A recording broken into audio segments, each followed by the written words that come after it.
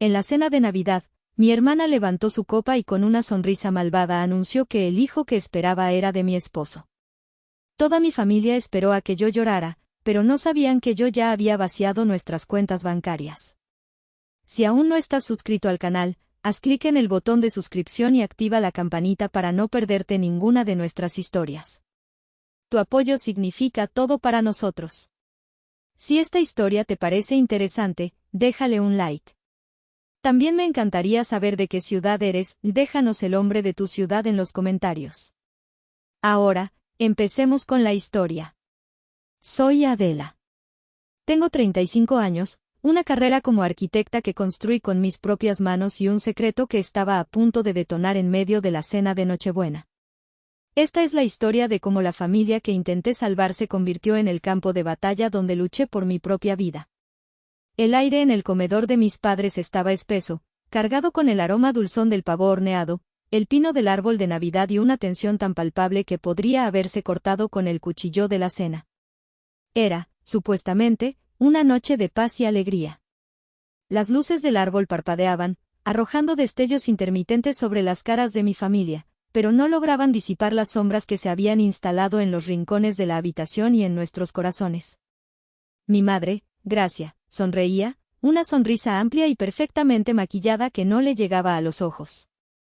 Era una máscara de porcelana, hermosa y frágil, a punto de quebrarse en 1000 pedazos. Mi padre, Fausto, a la cabeza de la mesa, evitaba mi mirada, concentrándose en rellenar copas de vino con una dedicación casi desesperada, como si el nivel de líquido en las copas fuera el barómetro de la felicidad familiar.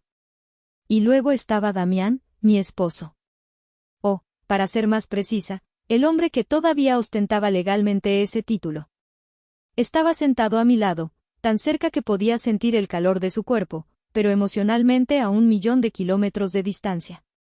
Sus dedos jugueteaban nerviosamente con el tallo de su copa de vino, un tic que yo sabía que solo desarrollaba cuando estaba a punto de mentir o cuando el pánico lo carcomía por dentro. Viéndolo ahora, era evidente que ambas cosas estaban sucediendo simultáneamente. Mis primos, Julián y Lidia, charlaban animadamente sobre sus vacaciones en Cancún, sus voces demasiado altas, demasiado alegres, un intento torpe de llenar el incómodo silencio que se apoderaba de la mesa cada vez que la conversación decaía.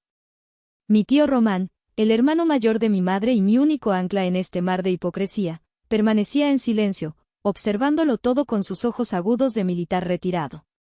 Él sabía que algo andaba mal. Siempre lo sabía. Lo observé por un instante, a Damián, y un recuerdo fugaz, doloroso como un pinchazo de aguja directamente en el corazón, me asaltó. La primera Navidad que pasamos juntos como matrimonio, 5 años atrás, en nuestro pequeño apartamento alquilado. Me había regalado una maqueta arquitectónica exquisitamente detallada, una réplica en miniatura de la casa que soñábamos construir en las afueras de la ciudad. Era una promesa tangible, hecha de madera de balsa y cartón. Un día, Adela, me había susurrado al oído, su aliento cálido contra mi piel, te construiré este castillo, solo para ti. Será nuestro refugio. Esa noche, envuelta en sus brazos, creí en los cuentos de hadas. Ahora, sentada en esta mesa opulenta, rodeada de lujos que yo había pagado, entendía la cruda verdad, los cuentos de hadas son solo eso, cuentos. Y a veces, el príncipe azul no es más que un lobo disfrazado. Mi hermana menor, Noelia, carraspeó, un sonido delicado y calculado para atraer la atención de todos. Se puso de pie, radiante con un vestido de terciopelo rojo que se ceñía a su figura como una segunda piel. Sostenía una copa de agua, un detalle teatral que no pasó desapercibido. Familia, comenzó, su voz melosa goteando una falsa solemnidad que había perfeccionado con los años. En esta noche tan especial, tan llena de amor y unión, Damián y yo tenemos una noticia maravillosa que compartir. Sentí como la mano de Damián, sudorosa y fría, buscaba la mía bajo la mesa. Un gesto patético de consuelo o de complicidad, ya no estaba segura. Aparté mi mano como si la suya estuviera cubierta de veneno. Su toque me producía náuseas. Noelia, ignorando deliberadamente la tensión, posó una mano sobre su vientre todavía plano. Vamos a tener un bebé. El silencio que cayó sobre la mesa fue absoluto, pesado y sofocante. Fue un silencio violento, que aplastó las risas falsas y la música navideña de fondo. Mi tío Román dejó caer su tenedor contra el plato de porcelana con un ruido metálico que resonó como un disparo en la quietud. Pero Noelia no había terminado. Su acto principal apenas comenzaba. Dirigió su mirada, afilada y cruel como un bisturí, directamente hacia mí. Su sonrisa se amplió, mostrando una hilera de dientes blancos y perfectos. Y lo más bonito de todo, agregó, saboreando cada palabra, es que mamá ya lo sabía desde hace unas semanas. Ella dice que esta es la única manera en que nuestra familia finalmente tendrá un nieto, ya que tú, Adela, bueno, ya sabes. Con tu trabajo y tu estrés, hay cosas que simplemente no se dan. El golpe fue doble, triple. No era solo la traición de mi hermana y mi esposo. Era la daga final, girada en la herida por mi propia madre, invalidando mis años de lucha silenciosa contra la infertilidad, usándola como un arma para justificar esta atrocidad. La miré. Ella no me sostuvo la mirada. Clavó sus ojos en sus manos perfectamente cuidadas, como si fueran lo más interesante del mundo. Esperaban que me rompiera. Podía sentirlo. Esperaban las lágrimas, los gritos histéricos, la humillación pública que habían orquestado con tanto esmero. Querían verme convertida en la patética esposa engañada. Pero la mujer que había entrado a esa casa hacía unas horas ya no existía. Había muerto hacía 3 meses, en la soledad de su estudio, rodeada de los escombros de una maqueta rota. Levanté la vista del mantel, encontré los ojos llorosos de mi madre y le hice una sola pregunta, mi voz peligrosamente tranquila, clara como el cristal. ¿Es verdad, mamá? Su incapacidad para responder, su pequeño sollozo ahogado, fue la única respuesta que necesité. Fue la confirmación final. El silbato que daba inicio a la guerra. Hace 3 meses, yo todavía vivía en la cómoda neblina de la negación. Creía en mi matrimonio como creía en las leyes de la física, una estructura sólida, con cimientos fuertes, capaz de soportar las tensiones y el paso del tiempo. Creía que los problemas que teníamos eran superficiales. La distancia emocional, me decía a mí misma, era fatiga por el trabajo. Las noches en que Damián llegaba tarde oliendo a un perfume floral que no era el mío, me convencía de que era de alguna colega en una reunión. Me mentía a mí misma con la misma precisión con la que diseñaba un edificio, creando una realidad paralela donde todo estaba bien. Estaba ciega, voluntariamente ciega, porque la verdad era un monstruo agazapado en las sombras, y yo no tenía el valor para encender la luz. El despertar no fue un suave amanecer, sino un relámpago que partió mi cielo en 2. Y llegó en forma de una fotografía digital, un puñado de píxeles que contenían el poder de aniquilar mi universo. Mi mejor amiga desde la universidad, Sabina, estaba celebrando su aniversario de bodas en un hotel boutique de lujo en San Miguel de Allende. Sabina, que conocía mi pasión por la arquitectura, me envió una foto por WhatsApp de la alberca del hotel. Era una obra de arte, una piscina infinita que parecía derramarse sobre las colinas ocres del Bajío. El sol del atardecer teñía el agua de tonos dorados y púrpuras. Tienes que diseñar algo así para mí algún día, amiga, escribió en el mensaje. Sonreí, un gesto genuino en medio de semanas de ansiedad sorda. Y como la arquitecta obsesiva que soy, hice zoom en la imagen.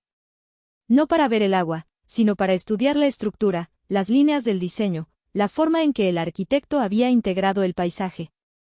Mis ojos recorrieron las hamacas, las macetas de terracota, y se detuvieron en un gran ventanal de cristal que flanqueaba la alberca, reflejando la escena como un espejo distorsionado.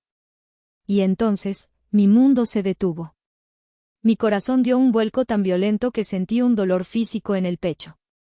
En el reflejo, apenas visible pero inconfundible, estaba la silueta de 2 personas. Un hombre alto, con la camisa blanca arremangada, y una mujer con una melena rubia y ondulada que caía sobre sus hombros. Se estaban besando. No era un beso tierno. Era un beso de depredadores, un beso desesperado, de esos que borran el mundo alrededor. Eran Damián y Noelia. Mi primer instinto fue la negación más primitiva. No puede ser. Es un error. La luz, el ángulo, El reflejo debe ser una ilusión óptica. Busqué frenéticamente una falla en la imagen, un detalle que me permitiera aferrarme a mi mentira. Pero la pulsera de oro que Damián nunca se quitaba, un regalo de su padre, brillaba en su muñeca reflejada. Y el vestido veraniego que llevaba Noelia, con su estampado de girasoles, era el mismo que yo le había regalado en su último cumpleaños. Pero había algo más. Algo que no encajaba. A pocos metros de ellos, de pie junto a una columna de cantera rosa, había un tercer hombre. Un tipo corpulento, con la cabeza rapada y un traje oscuro que parecía demasiado ajustado para sus músculos. Le entregaba a Damián un maletín negro, de esos que solo se ven en las películas. La traición amorosa fue como un puñetazo en el estómago que me dejó sin aire. Pero la presencia de ese tercer hombre y el maletín, eso fue diferente. Eso fue un escalofrío helado que me recorrió la espalda y se instaló en la base de mi cráneo. No era solo una infidelidad. Era algo más. Algo oscuro, algo peligroso. Esa noche no dormí.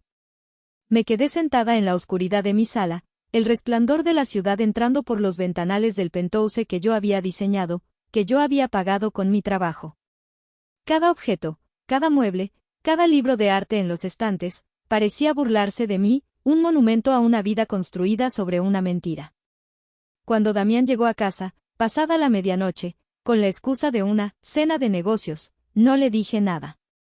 Solo lo observé mientras se desvestía, mientras dejaba su ropa en el cesto, mientras se metía en nuestra cama como si nada. Me di la vuelta, dándole la espalda, y contuve la respiración para no llorar, para que no sintiera el temblor de mi cuerpo. Al día siguiente, esperé a que se fuera a su oficina. Entonces, entré en nuestro estudio. Allí, sobre una mesa de trabajo, todavía estaba la maqueta de la casa de nuestros sueños. La que él me había regalado. El castillo que me iba a construir. La miré durante un largo, largo rato. Era perfecta. Una promesa tangible de un futuro que ahora sabía que era una farsa. Y entonces, algo dentro de mí, una represa de dolor y rabia contenida durante años, finalmente cedió. Con un grito ahogado que salió desde lo más profundo de mis entrañas, barrí la maqueta de la mesa con el brazo. La vi volar por los aires y estrellarse contra el suelo de mármol, haciéndose añicos en cientos de pedazos. El sonido de la madera de balsa y el plástico rompiéndose fue ensordecedor. Pero no me detuve. Pisé los restos, una y otra vez, con los tacones de mis zapatos, hasta que la hermosa casita no fue más que un montón de escombros irreconocibles y polvo. Cuando terminé, estaba jadeando, con lágrimas calientes corriendo por mis mejillas. Pero no eran lágrimas de tristeza. Eran lágrimas de rabia. De una furia tan pura y helada que me sorprendió a mí misma. Me senté en el suelo, en medio de la destrucción de mi sueño. Y supe, con una certeza absoluta, lo que tenía que hacer. No iba a llorar por un castillo de mentira. Iba a quemar su reino entero hasta los cimientos. Una vez que la rabia se asentó, fue reemplazada por una claridad glacial y aterradora. Mi mente, entrenada para ver estructuras, patrones y fallas en los diseños, comenzó a trabajar de una forma nueva. Dejé de ver mi vida y empecé a analizarla como si fuera un edificio a punto de colapsar, buscando las grietas, las vigas podridas, los cimientos defectuosos. Empecé a conectar los puntos, a ver el patrón que había estado frente a mí todo el tiempo. Recordé conversaciones, gestos, miradas que había ignorado, archivándolas en el cajón de las cosas raras o malos días. Recordé con una nitidez dolorosa una conversación con mi madre, hacía unos 6 meses. Preocupada por la distancia creciente entre Damián y yo, me había sincerado con ella durante uno de nuestros raros almuerzos a solas. Siento que se está alejando, mamá. Siempre está cansado, siempre ocupado. A veces siento que no me ve, aunque esté sentada frente a él. Su respuesta, en lugar de consuelo, fue una crítica velada, envuelta en una falsa sabiduría maternal. Ay, mi hija.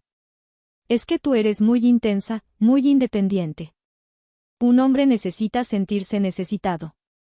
Damián tiene grandes ambiciones, y a veces una esposa demasiado exitosa puede intimidar. quizás deberías ser más suave, más, como tu hermana. Ella sabe cómo hacer que un hombre se sienta como un rey.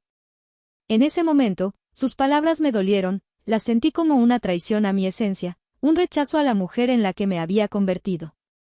Ahora entendía que no era un consejo. Era una justificación. Estaba preparando el terreno, tejiendo la narrativa en la que yo era la esposa fría y culpable, y Noelia la alternativa cálida y comprensiva. Estaba defendiendo por adelantado la traición de su hija favorita. Recordé las visitas cada vez más frecuentes de Noelia. Llegaba sin avisar, usualmente por las tardes, cuando sabía que Damián estaba a punto de volver del trabajo. Se sentaba en la barra de la cocina, bebiendo un té helado y haciéndome preguntas aparentemente inocentes. ¿Y qué tal el genio de Damián últimamente? Sigue estresado por el trabajo. El otro día lo vi y se veía tan agobiado, pobrecito, ¿si duermen bien? Preguntas que yo, en mi estúpida ingenuidad, respondía con honestidad, dándole munición, revelándole las grietas en la armadura de mi matrimonio. Le estaba entregando el manual de instrucciones para destruir mi vida. Pero la pieza clave, la que me daría el poder que necesitaba, no provino de un recuerdo, sino de la tecnología y de una precaución que había tomado meses atrás. Hacía un par de meses, Damián se había quejado constantemente de la mala señal de wifi en su despacho, una pequeña habitación que habíamos acondicionado en el penthouse. No puedo hacer mis videollamadas, Adela, se corta todo el tiempo, se lamentaba. Yo, siempre la solucionadora de problemas, la que se encargaba de que todo en nuestra vida funcionara a la perfección, investigué en línea. Le dije que había encontrado un amplificador de señal de última generación, un dispositivo discreto que mejoraría la cobertura en toda la casa. Fui yo misma a una tienda especializada en electrónica, lejos de nuestras zonas habituales. Pagué en efectivo. El dispositivo que compré era, en efecto, un amplificador de señal. Pero esa era solo su función secundaria. Su verdadera función era la de un micrófono ambiental de alta fidelidad, camuflado, que se activaba con la voz y guardaba las grabaciones en una nube encriptada a la que solo yo tenía acceso. No lo instalé como una esposa celosa que busca pruebas de infidelidad. Lo instalé porque mi instinto me gritaba que algo andaba mal. Las grandes cantidades de dinero en efectivo que Damián a veces traía a casa, justificándolas como depósitos de clientes para evitar impuestos, me generaban una profunda inquietud. Era una arquitecta, mi mundo se basaba en la transparencia, los contratos y las transferencias bancarias. Su mundo se estaba volviendo opaco y peligroso. El dispositivo era una póliza de seguro. Una medida de seguridad, me dije a mí misma, para proteger nuestro patrimonio. Nunca imaginé que lo que terminaría protegiendo sería mi propia vida, y que el mayor peligro no venía de extraños, sino de la cama que compartía cada noche. Esa noche, después de destrozar la maqueta, me encerré en mi propio estudio. Abrí mi laptop, introduje la contraseña de 15 caracteres, navegué a través de 3 capas de seguridad y accedí a la nube. Había cientos de archivos de audio, grabaciones de semanas y semanas, cada uno etiquetado con fecha y hora. Me puse los auriculares, subí el volumen para ahogar el latido de mi propio corazón, respiré hondo y le di al play al archivo más reciente. Comencé a escuchar el sonido de mi vida desmoronándose, palabra por dolorosa palabra. Al día siguiente, el sol que entraba por los ventanales de mi oficina parecía una burla, una luz brillante e indiferente sobre la oscuridad que se había apoderado de mi vida. No fui a trabajar. Llamé a mi socio y le dije que tenía una emergencia familiar grave. No era mentira. Mi familia era la emergencia. Mi primera llamada fue a mi tío Román. No era solo el hermano de mi madre, él era el hombre que me había enseñado a jugar ajedrez, el que me había explicado la importancia de la estrategia y de pensar siempre 3 movimientos por delante. Su voz, tranquila y grave al otro lado de la línea, fue el primer sonido real y sólido que había escuchado en 24 horas. Tío, dije, mi voz más firme de lo que me sentía por dentro. Necesito verte. Es urgente. No es una petición, es una necesidad. Nos encontramos en un viejo café del centro, un lugar con olor a madera y café fuerte, tan alejado de nuestros círculos habituales que era como estar en otra ciudad. Le conté todo. No lloré. Le expuse los hechos con la precisión de un arquitecto presentando un informe de daños estructurales.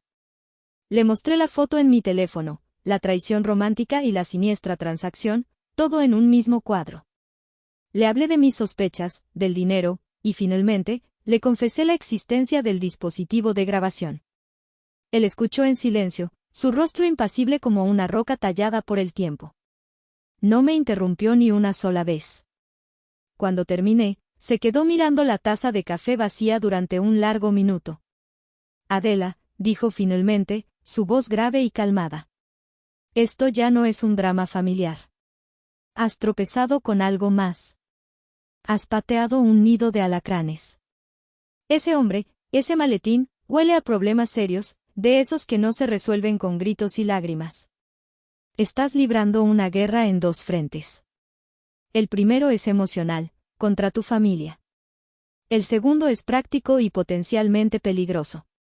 No puedes, bajo ninguna circunstancia, confundirlos. Asentí, la garganta seca. Su claridad era un bálsamo para mi caos interior. ¿Qué hago, tío? Primero, aseguras tus flancos. Proteges tu dinero, tu casa, tu futuro. No puedes luchar si no tienes una base segura. Segundo, reúnes inteligencia. Antes de atacar, debes conocer la fuerza, las debilidades y la posición exacta del enemigo. Necesitas saber qué hay en esas grabaciones y qué significa ese maletín. Y tercero, hizo una pausa y me miró fijamente, sus ojos oscuros llenos de una seriedad que me heló. Necesitas un experto. Esto supera a los abogados de divorcios. Necesitas a alguien que sepa navegar en aguas turbias, alguien que no le tema a los tiburones. Sacó una tarjeta de su cartera y la deslizó sobre la mesa.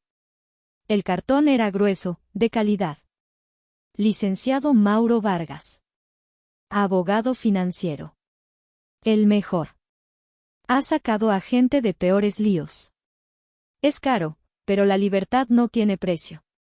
Dile que yo te envío. Esa misma tarde, estaba sentada en la lujosa oficina del licenciado Vargas, en el piso 40 de un rascacielos en Reforma. Era un hombre mayor, con el pelo completamente plateado y unos ojos azules, penetrantes, que parecían haberlo visto todo. Le conté la misma historia, pero esta vez, la fachada de control que había mantenido con mi tío se resquebrajó. Mi voz temblaba.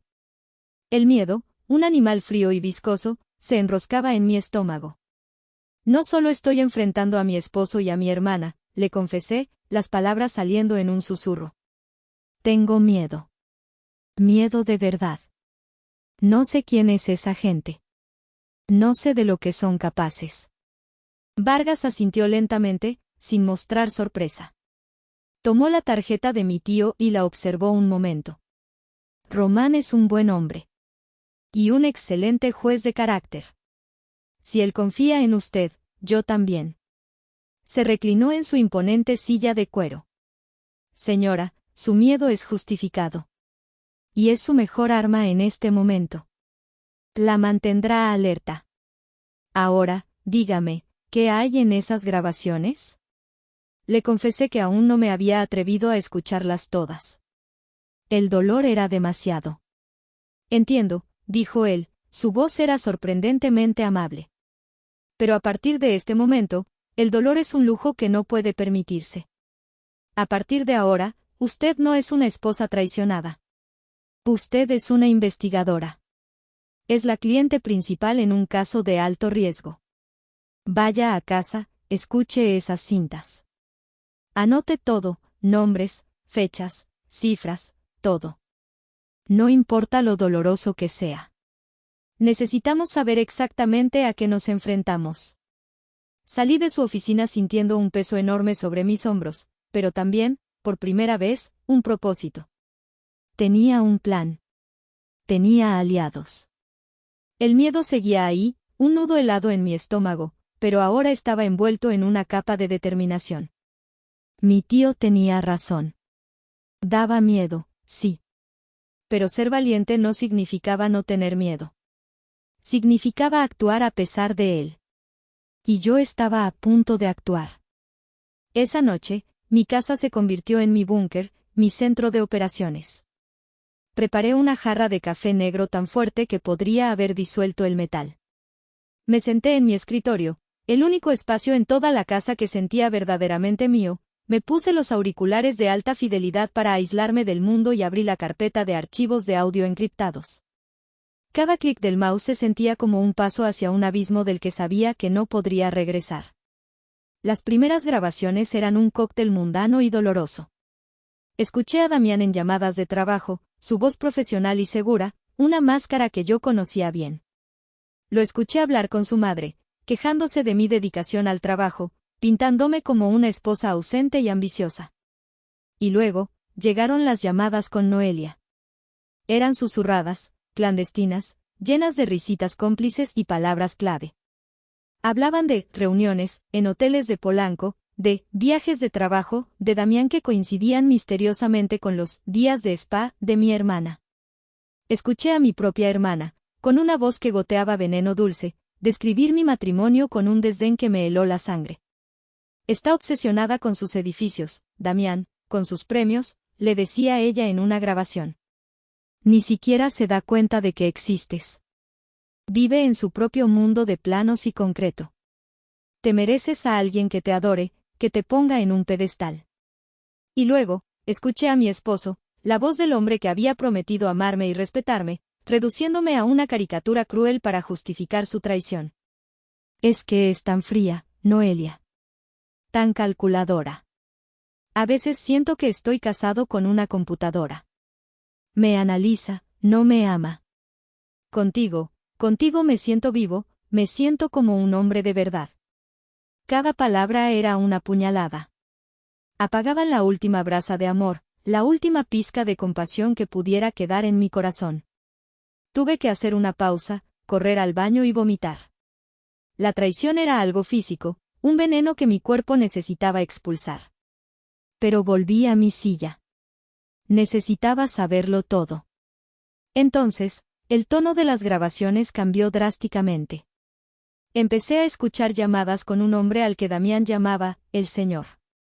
La voz del hombre era rasposa, con un acento norteño, y cada palabra que pronunciaba estaba cargada de una amenaza implícita. Hablaban de entregas, paquetes y comisiones. La inmobiliaria de Damián, me di cuenta con un horror creciente, no era más que una fachada.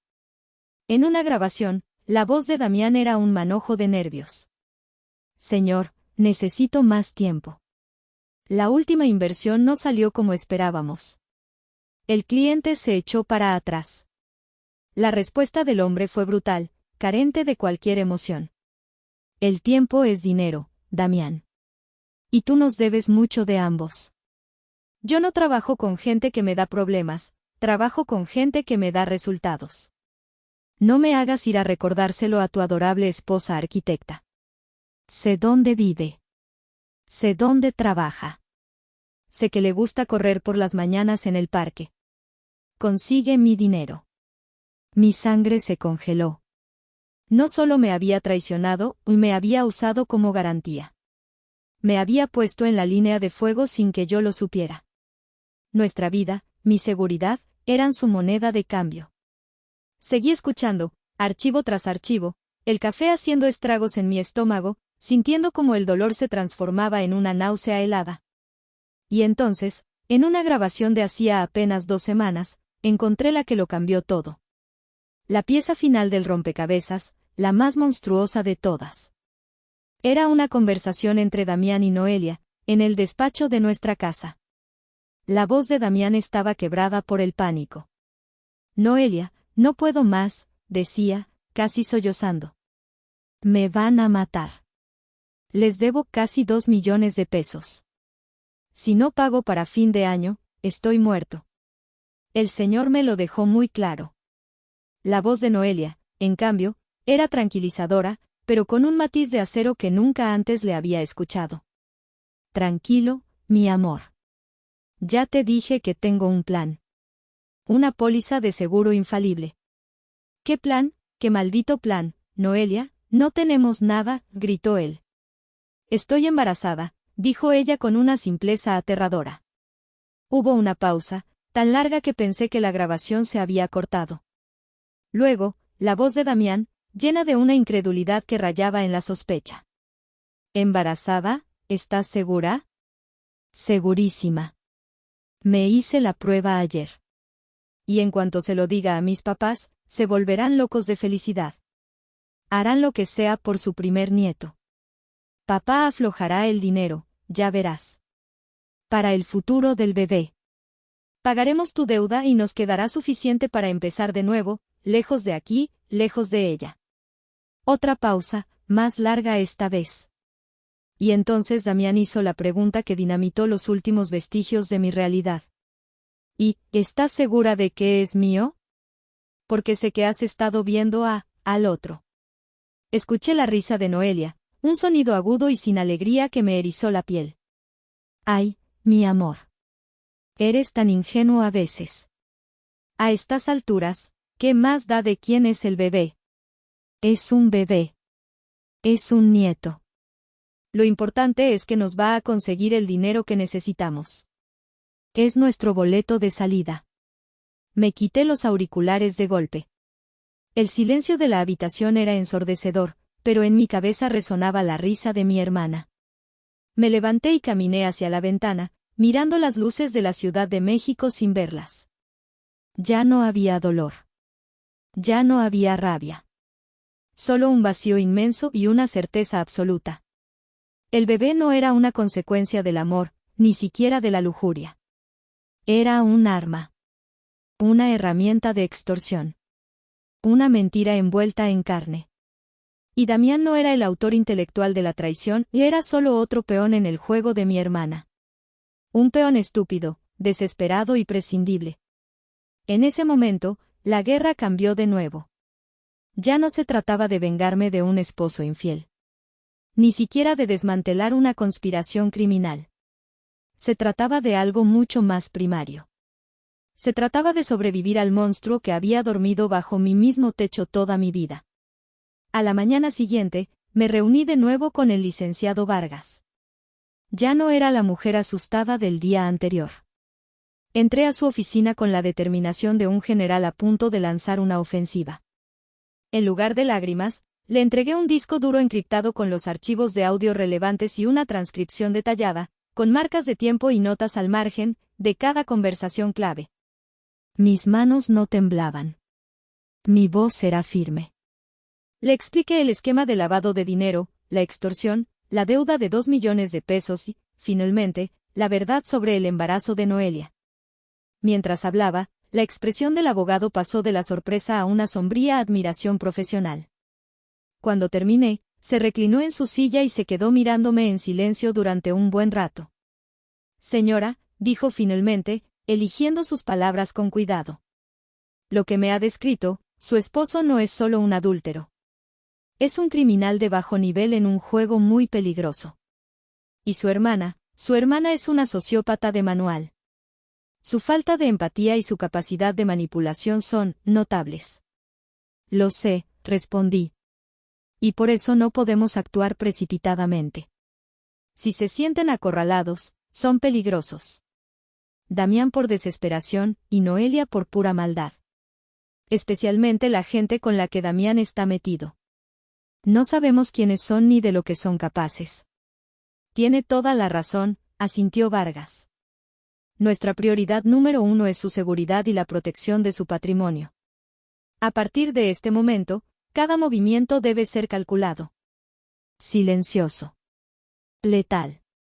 Pasamos las siguientes 2 semanas construyendo mi fortaleza legal y financiera.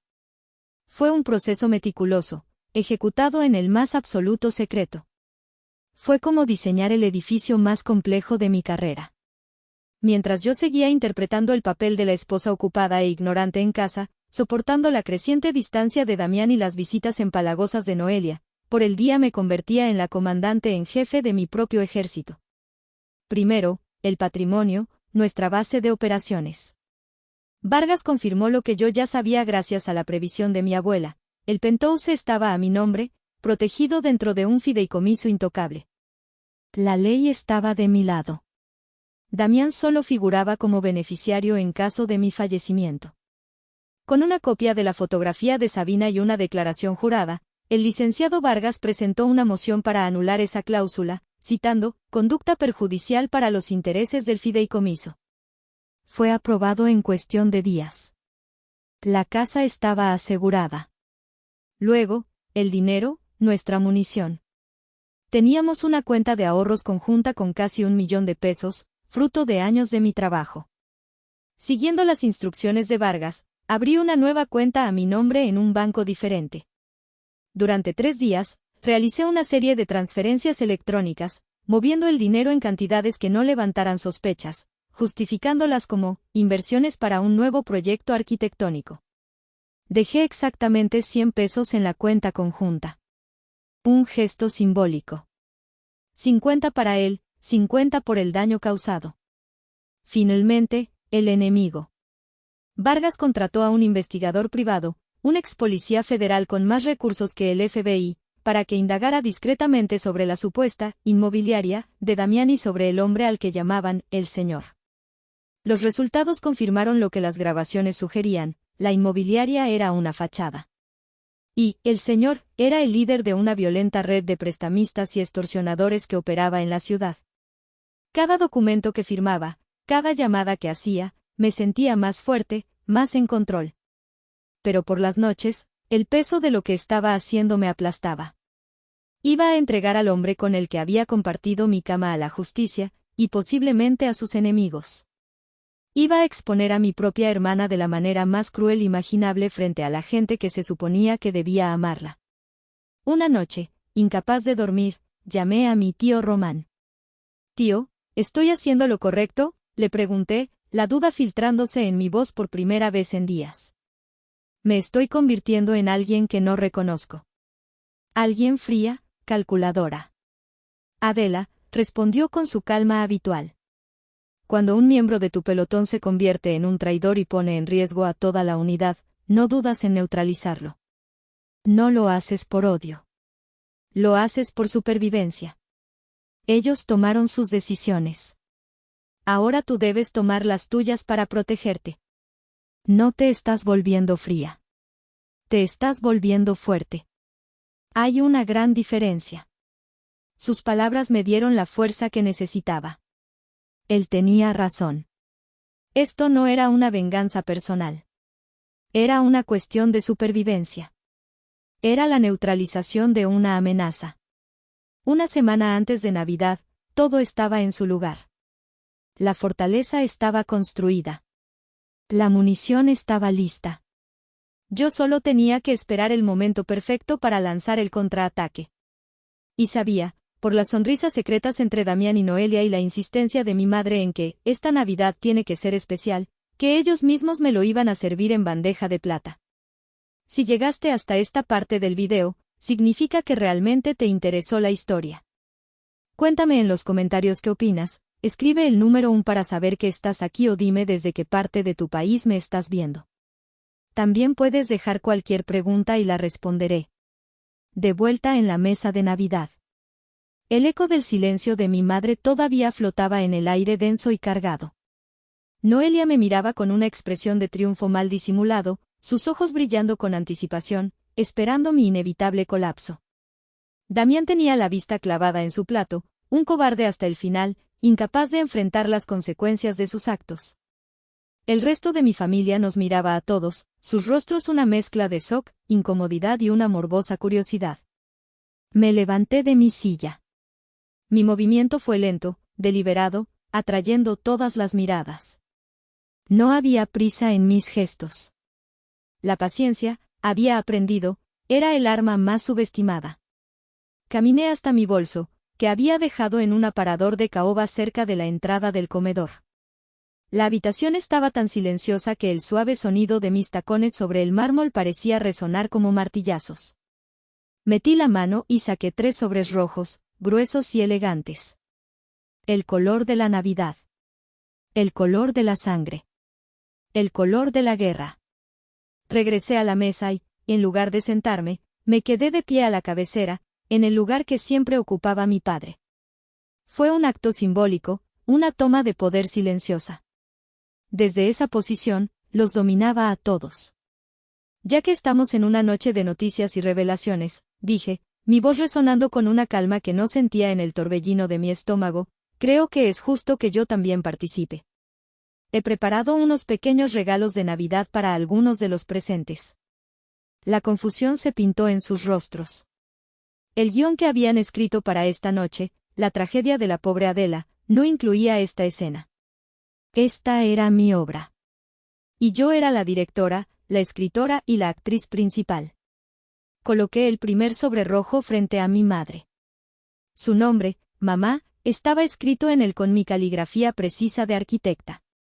Este es para ti, mamá, dije suavemente, pero mi voz tenía un filo que hizo que se estremeciera. Para que recuerdes tu papel exacto en esta historia. Ella me miró, sus ojos llenos de miedo y una súplica desesperada. Sus manos temblorosas se acercaron al sobre, pero no se atrevió a abrirlo, como si temiera que el contenido pudiera morderla. Luego, tomé el segundo sobre y lo deslicé por la pulida superficie de la mesa hasta que se detuvo justo frente al plato intacto de Damián. Damián. Considera esto un aviso de terminación de contrato, expliqué, mi voz volviéndose tan afilada como el hielo. El contrato matrimonial. Y también el de vivienda. Es una pena que nuestro castillo de ensueño nunca se construyera, ¿no crees? Finalmente, sostuve el último sobre en mi mano. Miré directamente a los ojos de Noelia, cuya sonrisa de suficiencia había sido reemplazada por una mueca de incertidumbre y una creciente alarma. Y hermanita, este es para ti. Dejé caer el sobre frente a ella. Aterrizó con un sonido suave, casi imperceptible, pero que pareció resonar en todo el comedor. Consideren esto, continué, mi mirada recorriendo a los tres cómplices, mis jueces y verdugos autoproclamados. Una auditoría. Una revisión completa de las mentiras, las deudas y las traiciones que han definido a esta familia últimamente. ¿Por qué no los abren? Es Navidad. Se supone que es tiempo de compartir, de ser honestos los unos con los otros. El desafío quedó suspendido en el aire, vibrando. Nadie se movía. Eran actores en un escenario, paralizados porque la protagonista se había salido del libreto y había empezado a improvisar una obra completamente nueva y aterradora. Y yo era la única que sabía cómo terminaba. Mi madre fue la primera en ceder. Quizás por un impulso de autoconservación, o quizás porque la tensión era insoportable. Con dedos que temblaban como hojas secas en el viento, rasgó el sobre rojo. Dentro no había una tarjeta navideña con buenos deseos. Había varias hojas de papel. Era una transcripción. Una transcripción palabra por palabra, meticulosamente documentada, de las conversaciones telefónicas que había tenido con Noelia en las últimas semanas, esas que yo había grabado del teléfono de la casa. Frases como, Adela es demasiado dura, nunca hará feliz a un hombre, no es lo que Damián necesita, tal vez Damián necesita a alguien que lo entienda de verdad, alguien más joven, más femenina, si tuvieran un hijo, quizás ella se ablandaría, pero parece que ni eso puede darle. Estaba todo ahí, impreso en blanco y negro, una prueba irrefutable de su traición, de su rol como instigadora silenciosa. Levantó la vista, con el rostro pálido como el mantel, sus ojos inundados en lágrimas de horror y vergüenza. Adela, yo no quería. Guárdate las excusas, mamá, la corté, sin una pizca de compasión en mi voz. Ya es demasiado tarde para ellas. Elegiste un bando hace mucho tiempo. Luego, mi atención se centró en Damián. Él seguía sin tocar su sobre, mirándolo como si contuviera una bomba. ¿No lo vas a abrir, Damián?, pregunté, ladeando la cabeza. Vamos, no seas tímido. Después de todo, es la prueba de tu éxito. Con un movimiento brusco, casi violento, lo abrió. Dentro, solo había una cosa, una fotografía de alta resolución, impresa en papel de calidad fotográfica. Era la foto que Sabina me había enviado, pero editada por un profesional para resaltar cada detalle. El beso apasionado con Noelia en San Miguel de Allende, el maletín negro cambiando de manos, el hombre corpulento observando al fondo. La evidencia de sus dos vidas, la del adúltero y la del criminal, todo en una sola imagen incriminatoria. Junto a la foto, Había una copia de la notificación oficial del banco, fechada hacía una semana, informándole que había sido eliminado irrevocablemente como beneficiario de mi fideicomiso. Como puedes ver, expliqué, mientras él miraba los papeles con los ojos desorbitados, tu acceso a mi dinero ha sido permanentemente revocado. La casa es mía. Las inversiones son mías. El coche que conduces, que también está a mi nombre, espero que me lo devuelvas mañana por la mañana. Hice una pausa, acercándome un poco. Y deberías saber algo más. Bajé la voz, para que solo él pudiera oírme. También tengo grabaciones de tus llamadas con tus socios. Esas donde te amenazan. Esas donde mencionan mi nombre como garantía. No creo que a ellos les gustaría que yo les enviara esas grabaciones, ¿o sí? Quizás se pregunten dónde está su dinero. Fue una amenaza velada, pero surtió el efecto de un golpe directo al plexo solar. El color desapareció por completo de su rostro. Entendió en ese instante que yo no solo sabía de la infidelidad. Lo sabía todo. Su mundo de mentiras, su precaria existencia, se estaba derrumbando a su alrededor. Finalmente, todos los ojos se posaron en Noelia. Ella miraba su sobre como si fuera una serpiente a punto de morderla. Tu turno, hermana, la animé con una sonrisa gélida. Con un gesto de desafío, lo abrió de un tirón. Y se quedó mirando el contenido, frunciendo el ceño, completamente confundida. Dentro no había fotos, ni documentos legales, ni transcripciones. Solo un objeto. Una prueba de embarazo nueva, todavía en su empaque de plástico sellado. Me miró, sin entender la jugada. Sé que ya tienes una que dio positivo, le dije, mi voz era apenas un susurro, pero en el silencio mortal de la habitación, todos lo oyeron. Pero pensé que quizás querrías hacerte otra.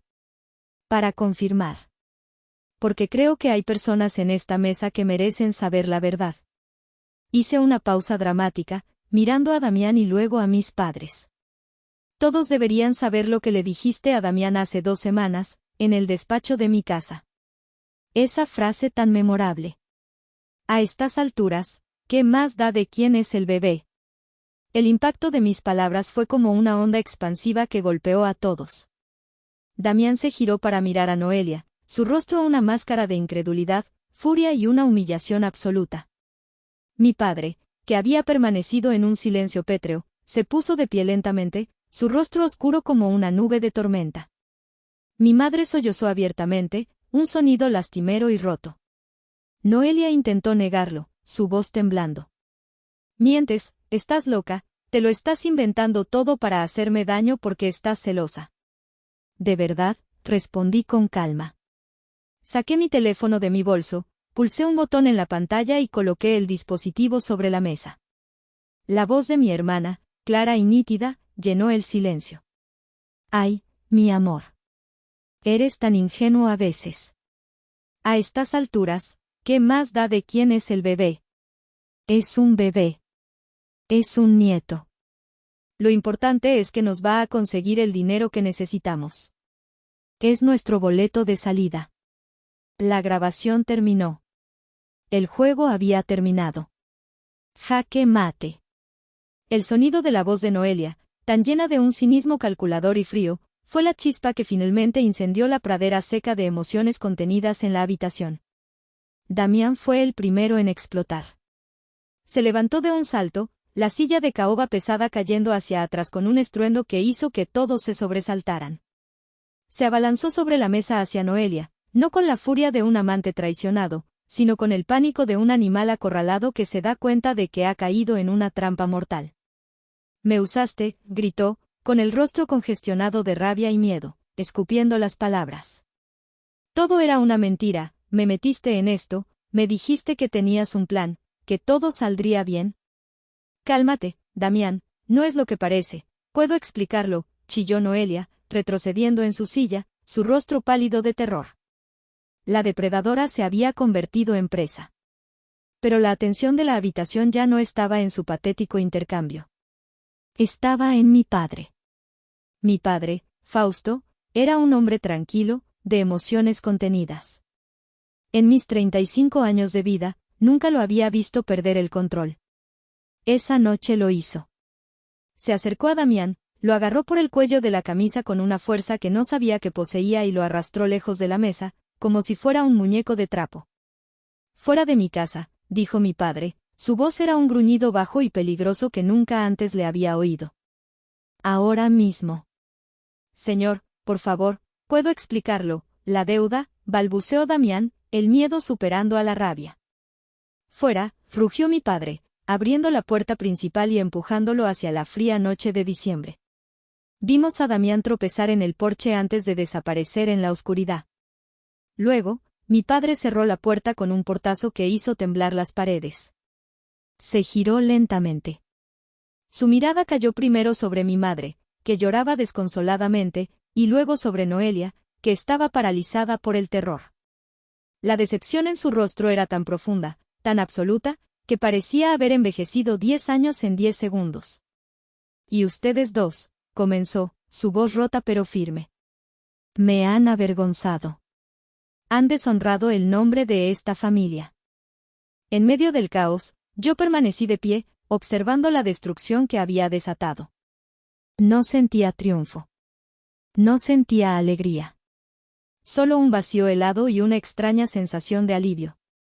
Había ganado la batalla, pero el campo de batalla era mi propia familia, y las bajas eran irreparables. Me di la vuelta, recogí mi bolso y mi abrigo del aparador. Nadie pareció darse cuenta.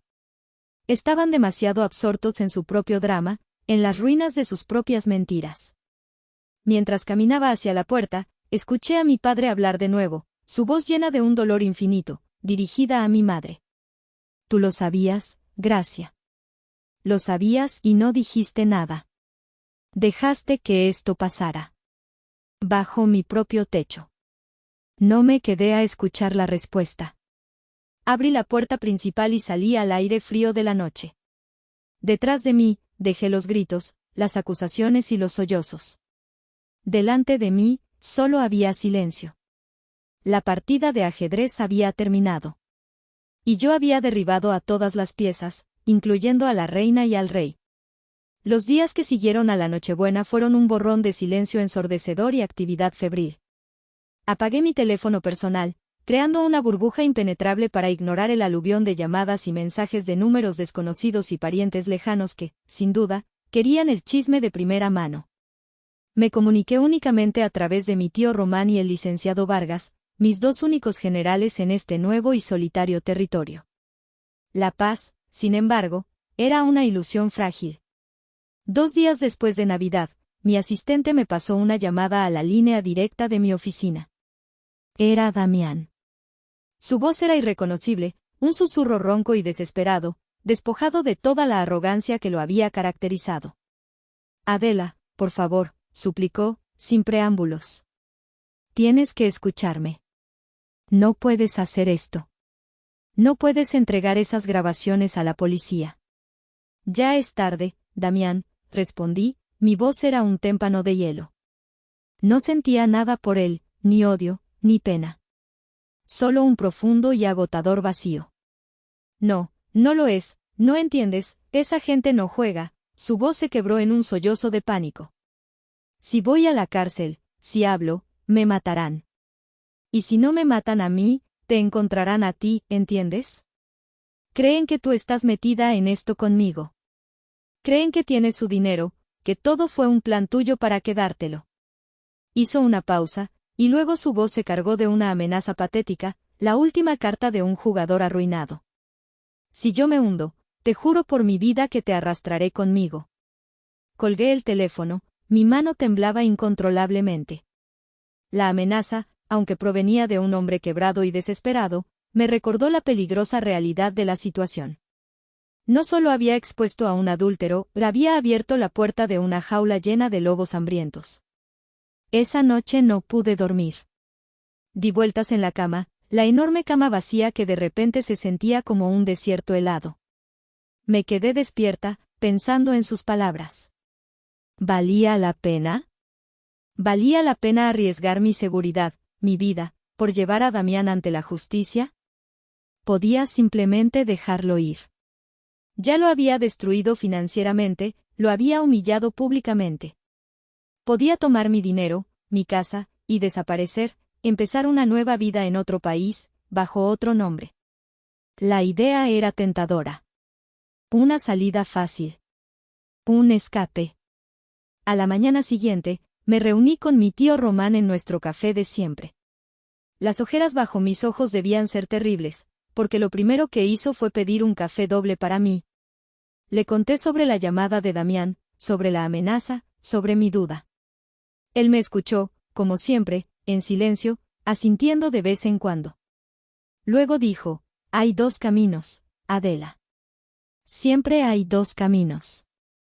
El camino seguro y el camino correcto. El camino seguro es huir.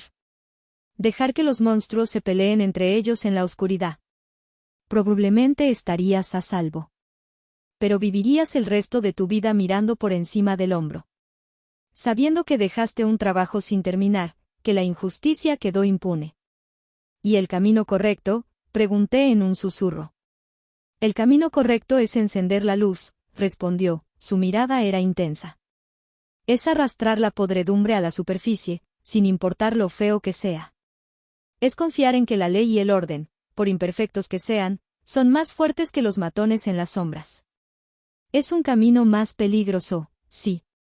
Exigirá de ti una valentía que no sabías que tenías. Pero es el único que te permitirá volver a dormir en paz por las noches. La elección, sobrina, es tuya. Pero hagas lo que hagas, no lo harás sola. Miré a mi tío, a este hombre que representaba todo lo que era honorable y fuerte en mi vida. Y supe que tenía que hacer. La cobardía no era una opción. No después de todo lo que había pasado, no después de todo lo que había descubierto. Saqué mi teléfono y llamé al licenciado Vargas. Quiero proceder, le dije, mi voz firme de nuevo, la duda evaporada. Entregue todo lo que tenemos a las autoridades.